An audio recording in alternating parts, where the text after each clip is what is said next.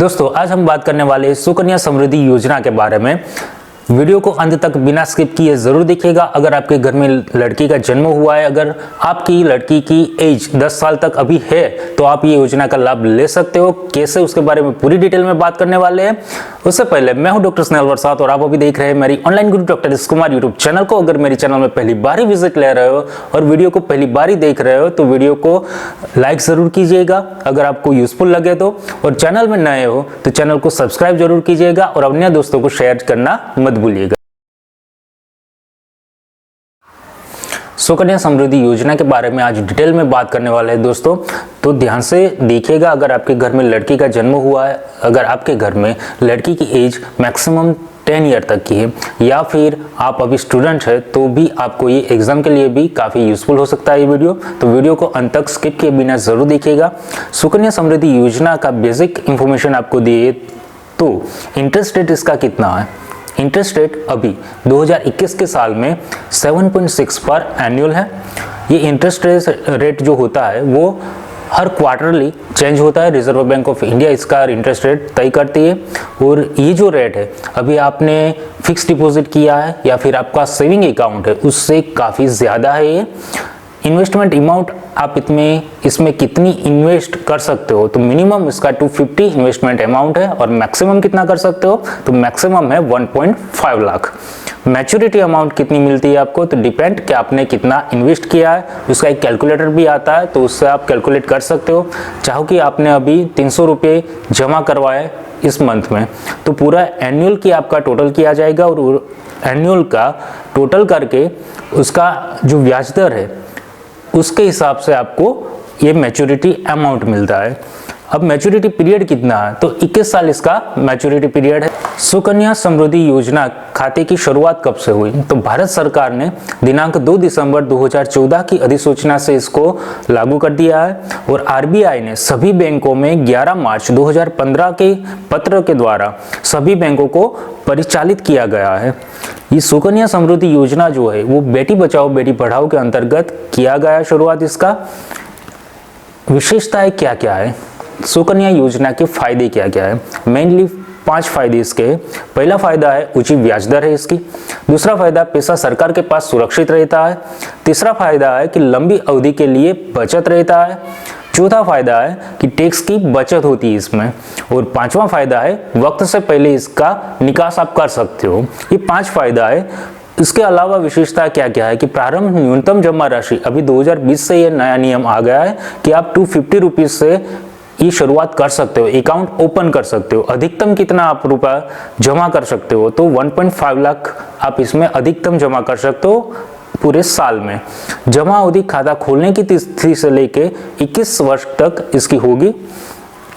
कन्या के कल्याण के हेतु आपके माता पिता, कन्या के जो माता पिता है या फिर वो कानूनी अभिभावक जो भी है वो इसका अकाउंट ओपन कर सकते हैं। इसमें आप जमा कैसे करोगे, तो नकद, चेक, ड्राफ्ट या फिर इंटरनेट बैंकिंग के माध्यम से आप इसमें जमा कर सकते हो राशि को। अधिकतम जमा अवधि खाता खोलने की तिथि से लेके 15 वर्ष तक इसकी अधिकतम जमा अवधि है। यानी कि आपने अभी खाता ओपन किया तो 15 साल तक आपको पैसे जमा करने हैं, फिर आपको पैसे जमा नहीं करने हैं। और मैच्योरिटी इसकी जो है 18 साल के बाद आप इसको विड्रॉ कर सकते हो, या फिर 21 साल की लड़की की उम्र जब होगी तब ये पूरी राशि आप विड्रॉ कर सकते हो। भारत सरकार की अधिसूचना के अनुसार मासिक आधार पर ब्याज के भुगतान का विकल्प, जिसकी गणना पूर्ण 1000 रुपयों की जाएगी, उसके साथ वार्षिक रूप से संयोजित वर्तमान दर अभी जो है, पहले बात की वैसे कि 7.6% इसका वर्तमान दर है। अभी 1 अप्रैल 2020 से प्रभावी किया गया है इसको।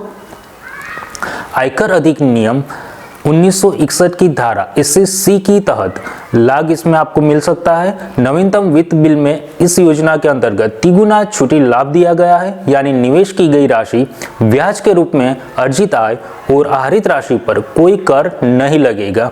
ये उसकी मेन विशेषता है दोस्तों।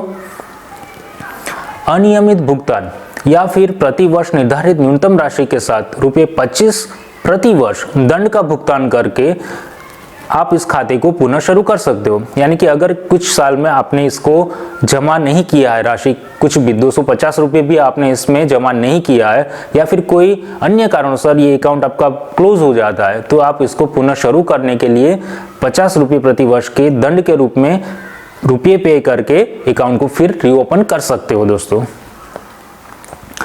अन्य क्या क्या लाभ है, तो SIP सुकन्या समृद्धि खाते में सीधे जमा हेतु शाखा में जाकर या इंटरनेट बैंकिंग के माध्यम से स्थायी अनुदेशित की जा सकती है।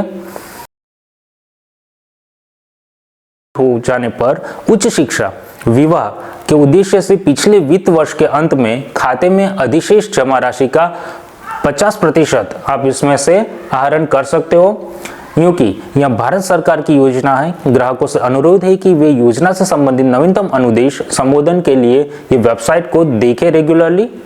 और कौन कौन सी बैंक इसमें अकाउंट आप ओपन कर सकते हो, तो जैसे बताया कि RBI ने सभी बैंकों में ये प्रतिघोषित कर दिया था, तो आप पोस्ट ऑफिस या फिर State Bank of India, United Bank of India, Bank of Maharashtra, Bank of Baroda, Andhra Pradesh, इसमें से कोई भी बैंक में जाके आप ये अकाउंट ओपन करवा सकते हो। अब मेन बात कि एक सुकन्या समृद्धि योजना अकाउंट खोलने के लिए जरूरी दस्तावेज आपको क्या क्या लगेंगे, तो खास नोट कर लीजिएगा दोस्तों। जरूरी दस्तावेज कौन कौन से है, तो एक सुकन्या समृद्धि अकाउंट खोलने के लिए निम्न दस्तावेजों की जरूरत पड़ती है। कौन कौन से, तो एक तो आपको ओपनिंग फॉर्म चाहिए होगा, Sukanya Samriddhi account opening form. Secondly आपको क्या चाहिए होगा, तो अकाउंट खोलने के समय बच्ची का जन्म प्रमाण पत्र सबमिट करना जरूरी होता है। यानी कि आपको बच्ची का जो भी बर्थ सर्टिफिकेट है वो खास मैंडेटरी है यहाँ पे।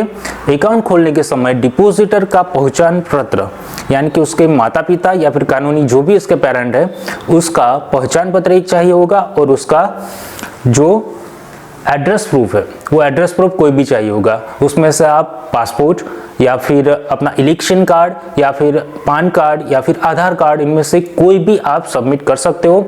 यदि एक ही समय में एक से अधिक बच्चे का जन्म हुआ है तो एक मेडिकल सर्टिफिकेट भी सबमिट करना पड़ता है। अगर ट्विंस का जन्म हुआ है तो आपको मेडिकल सर्टिफिकेट सबमिट यहाँ पे करवाना पड़ेगा। और इसके अलावा बैंक या पोस्ट ऑफिस के अनुरोध पर कुछ अन्य दस्तावेज भी सबमिट करने पड़ सकते हैं, लेकिन अभी ये 3 ही सबमिट आप कर सकते हो और ओपन कर सकते हो अकाउंट। सुकन्या समृद्धि योजना की विशेषताएं क्या क्या है, फिर से एक बार फास्टली हाईलाइट देख लेते हैं हम। अकाउंट का संचालन कौन करेगा, तो अभिभावक या फिर माता पिता लड़की के 10 साल के होने तक अकाउंट का संचालन कर सकते हैं। 18 साल होने के बाद लड़की को खुद ही उसका अकाउंट का संचालन करना पड़ेगा।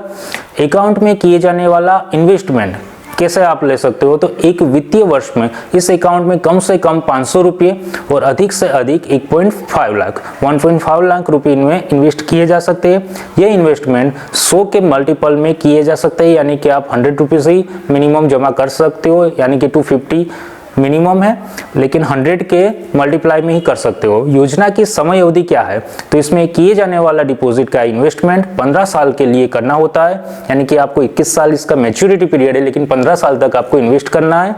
फिर यह योजना 21 साल में मैच्योर होती है। मैच्योर कब होती है, तो लड़की जब 21 साल की होती है तब, यानी कि आपने अकाउंट जब से ओपन किया तब से 21 साल इसका कैलकुलेट होगा। अकाउंट का ट्रांसफर कैसे कर सकते हो, तो एक SSY अकाउंट को, यानी कि सुकन्या समृद्धि योजना अकाउंट को भारत में कहीं भी पोस्ट ऑफिस से बैंक में और बैंक से पोस्ट ऑफिस में या फिर एक बैंक से दूसरे बैंक में भी आप कोई भी चार्ज के बिना ही ट्रांसफर कर सकते हो।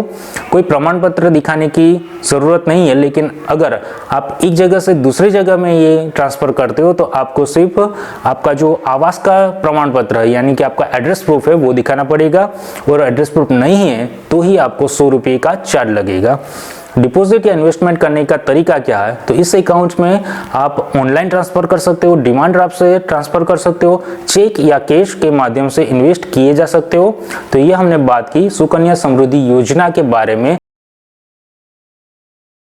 दोस्तों ये हमने बात की सुकन्या समृद्धि योजना के बारे में कि कौन कौन से दस्तावेज आपको चाहिए होंगे, कौन इसका एलिजिबल है, यानी कि क्या क्राइटेरिया है इसका, और इसका इंटरेस्ट रेट क्या है और कहाँ जाके आप ये अकाउंट ओपन कर सकते हो। अगर फिर भी आपको कोई समझ नहीं आ रही है तो मेरे वीडियो की कमेंट बॉक्स में कमेंट डालिएगा, तो हम आपको गाइड करेंगे। अगले वीडियो में हम आपको बताएंगे इसका फॉर्म आप कैसे भरोगे। ऑफलाइन ही फॉर्म है, बैंक या फिर पोस्ट ऑफिस में जाके इसका फॉर्म आपको फिल करना है। लेकिन फिर भी आपको समझ में नहीं आ रहा है तो हम अगले वीडियो बना के आपको दिखाएंगे कि ये फॉर्म कैसे फिल करते हैं। मिलते हैं अगले वीडियो में।